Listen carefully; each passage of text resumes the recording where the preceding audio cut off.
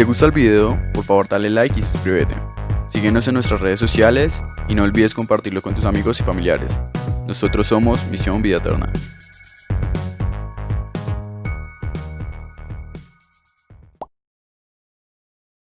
Juan capítulo 6, versículos del 1 al 15.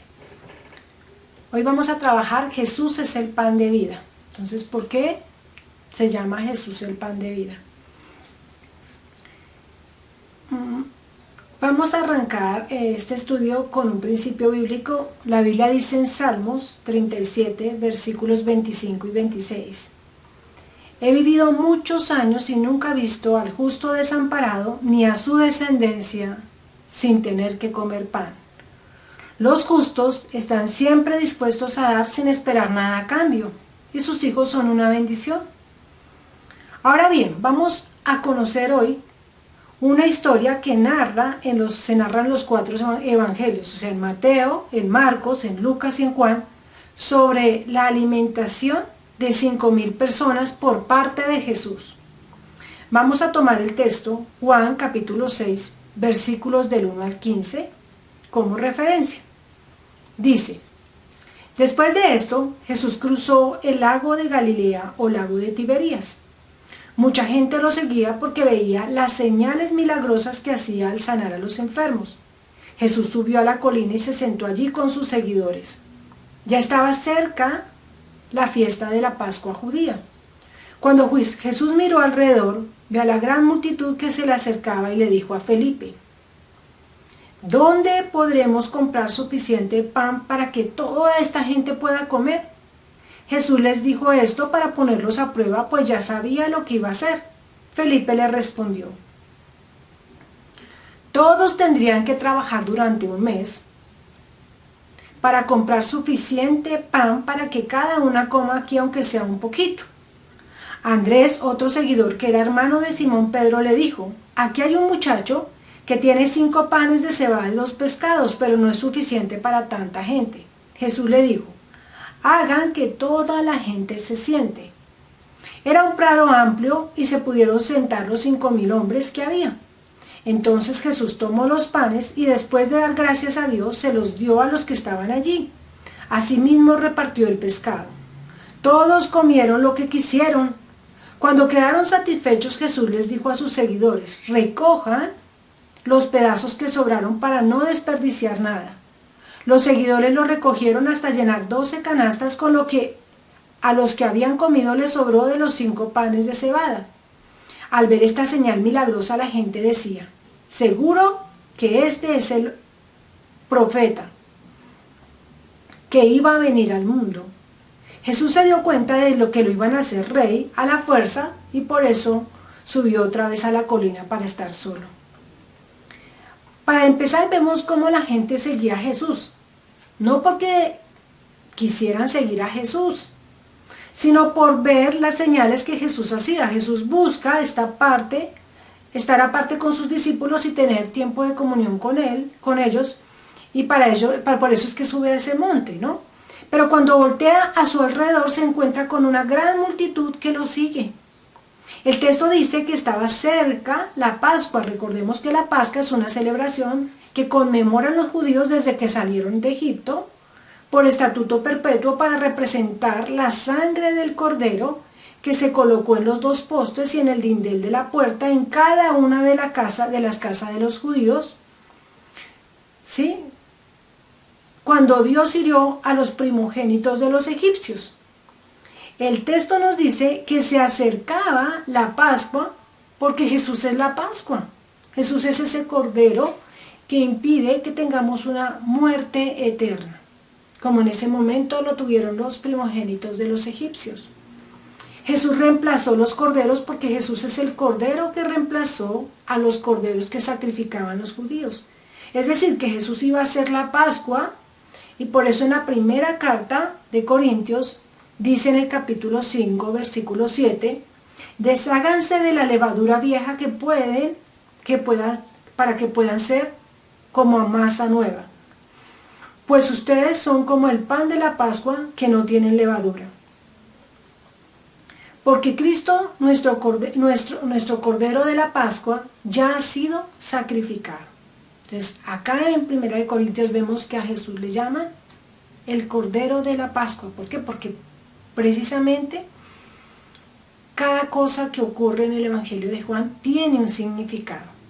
Entonces, este milagro de la multiplicación de 5 panes y 2 pececillos se hizo para entender que así como una gran multitud, donde se contaron 5,000 varones, faltó contar los niños y las mujeres, pudieron comer todos con tan solo el aporte de un muchacho, después de bendecir los alimentos y dar gracias, así como por el aporte de ese muchacho muchos fueron saciados, de la misma manera Jesús, a través de un solo sacrificio, pagó por nuestros pecados y ahora ya podemos ser libres de culpa.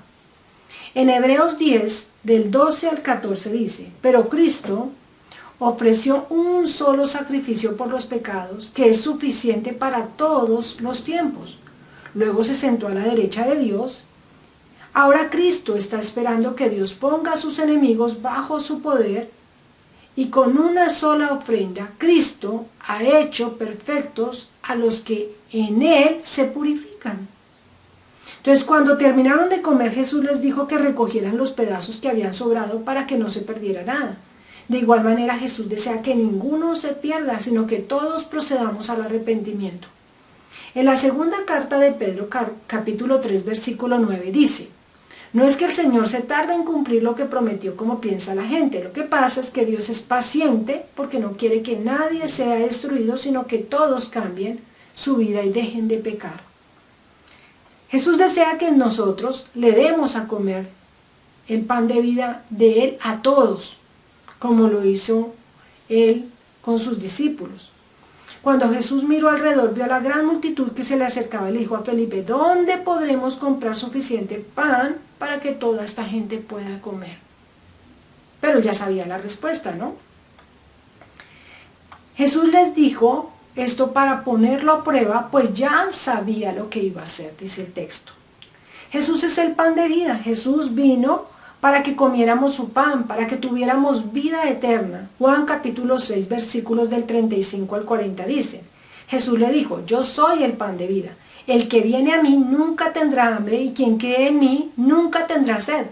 Pero antes les dije a ustedes que ya me han visto y aún así no creen. Todo aquel que el Padre haga venir a mí será mi seguidor. Yo nunca lo rechazaré.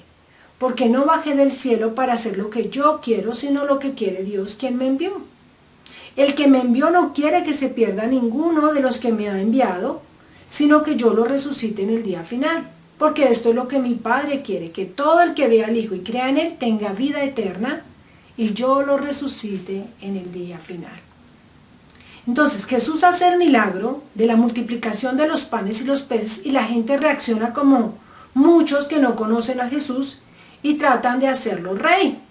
En el capítulo 6, versículo 15 del Evangelio de Juan dice, Jesús se dio cuenta de que lo iban a hacer rey a la fuerza y por eso subió otra vez a la colina para estar ¿qué? Solo.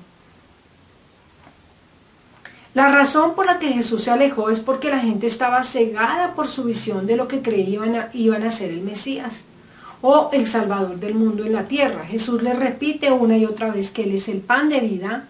Y en Juan capítulo 6 versículos del 48 al 51 dice, yo soy el pan que da vida. Sus antepasados comieron maná en el desierto, pero de todas maneras murieron. Aquí está el pan que baja del cielo. El que come no muere. Yo soy el pan viviente que bajó del cielo. Si alguno come este pan, vivirá para siempre. Este pan es mi cuerpo y lo entregaré para que la gente pueda vivir. Estimado oyente, Jesús nos dice que sus antepasados comieron maná en el desierto como una sombra de lo que iba a venir, es decir, que era necesario que comamos de su pan para que podamos tener vida, como le fue necesario a los judíos comer el maná del desierto para vivir y no morir. Recuerde que Jesús es la palabra y que Jesús dice en Mateo 4:4, pero Jesús le respondió, está escrito, no solo de pan vivirá el hombre, sino de toda palabra que Dios dice. Esas palabras son para que tengamos vida eterna. Amigo, es necesario que todos procedamos al arrepentimiento. Dios desea que todos aprendamos de justicia, juicio y equidad.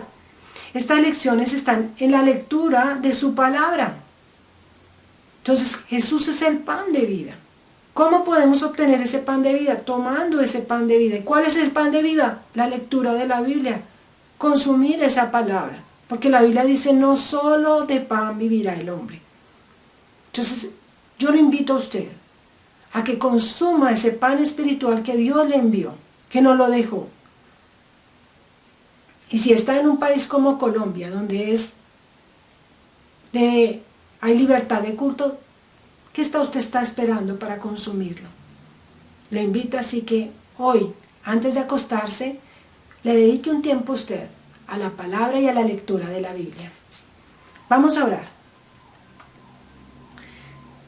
Señor Jesús, te damos gracias, Señor, porque tú nos dejaste el pan de vida, para que todos, Señor, procedamos al arrepentimiento, pues tú deseas que todos seamos salvos.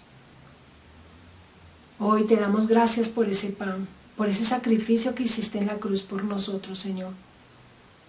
Ayúdanos, Señor, a ser oidores y hacedores de tu palabra, a escuchar la palabra y ponerla en nuestras vidas. Tú eres el único que puede producir que nosotros no solamente seamos oidores, sino también hacedores, porque eso lo dice tu palabra. Te damos gracias por este mensaje, en el nombre de Cristo Jesús. Amén. Si te gusta el video, por favor dale like y suscríbete. Síguenos en nuestras redes sociales y no olvides compartirlo con tus amigos y familiares. Nosotros somos Misión Vida Eterna.